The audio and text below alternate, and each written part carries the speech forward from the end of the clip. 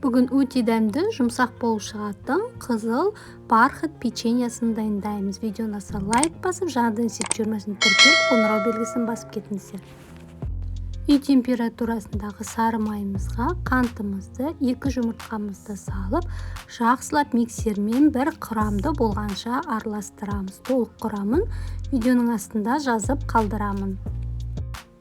Жақсылап араластырып алған қоспамызға қызыл бояғышымызды қосып, құрамы 1 қалыпты болғанша араластырамыз. Түрі деген осындай қызыл әдем болып шығады.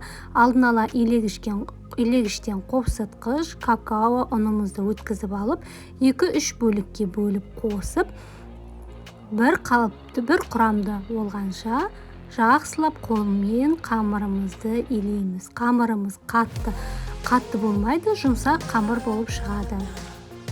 Дайын болған қамырымызды 30 минутқа холодильникке қойып қоямыз. Холодильниктен шығарып, қамырымызды домғалақтап, сахарный пудраға аунатамыз. Барлығын видеодағындай көрсетілгендей қылып жасап шығамыз.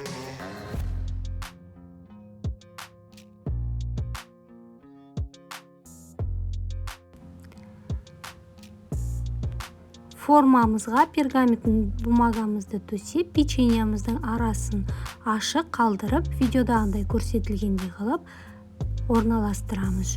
180 градуста қызып тұрған пешімізде 30-35 минутта пісіріп аламыз. Әркім өз пешіне байланысты.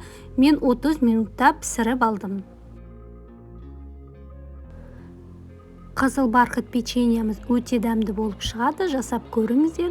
Видеоны аса лайк басып, жаңадан сеп жүрмесін тіркеліп, қоңырау белгісін басып кетіңіздер. Видеоның соңына дейін көргендеріңізге рахмет. Ас болсын.